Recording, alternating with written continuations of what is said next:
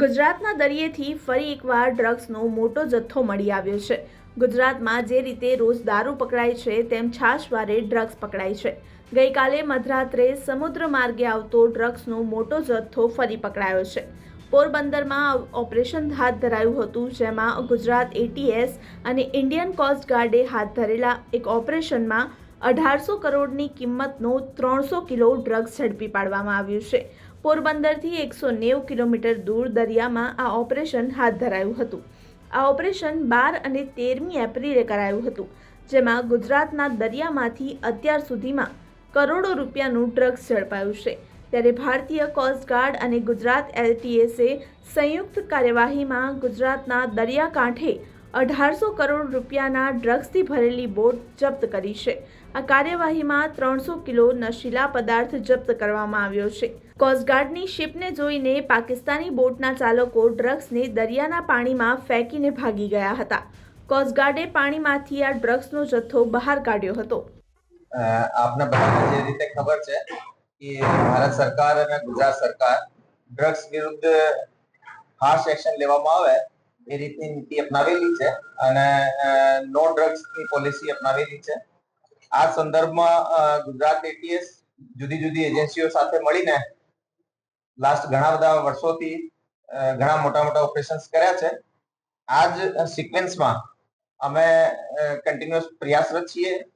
રિસેન્ટના કેસની અંદર એટીએસના police inspector JM પટેલને લાસ્ટ 10 તારીખે એક બાતમી મળી હતી કે પાકિસ્તાનનો રહેવાસી ફિદા નામનો એક જે સ્મગલર છે, એ સ્મગલર દ્વારા લગભગ 400 કેજી ડ્રગ્સની હેરફેર પોરબંદરની સામે આઈએમબીની અંદર થવાની છે। આ જે હેરફેર છે, આ બોટ લેવાવાળી બોટ એક તમિલનાડુથી આવનાર છે અને જે ડ્રગ્સનો જથ્થો છે એ નીચે તમિલનાડુ લઈ જવાનાર છે। આ ઇન્ફોર્મેશનની ગ્રેવિટી જોતા અમે આ ઇન્ફોર્મેશન અહીંયા પ્રોસેસ કરી।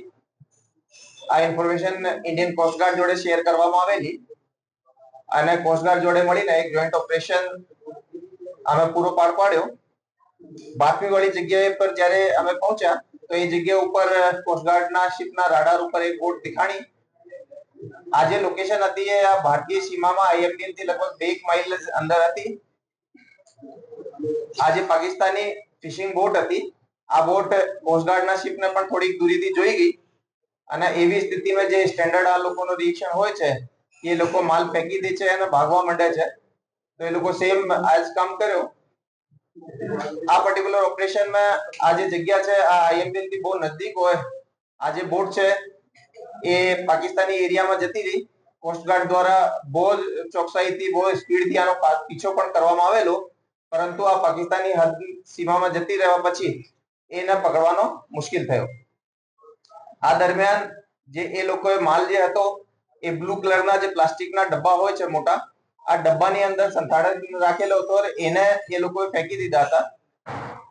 એ જે બ્લુ કલરના ડબ્બાની મિકેનિઝમ આ રીતે કરી હતી કે એક સાઈડનો એ લોકો જે ઢક્કન છે થોડો કાપીને એમાં મેટલની વાયર્સથી એને સી દે છે તાકી આ ફ્લોટ કરે, ડૂબે નહીં અને રિકવર કરવાનો હોય તો એ લોકો પણ ફરીથી રિકવર કરી શકે।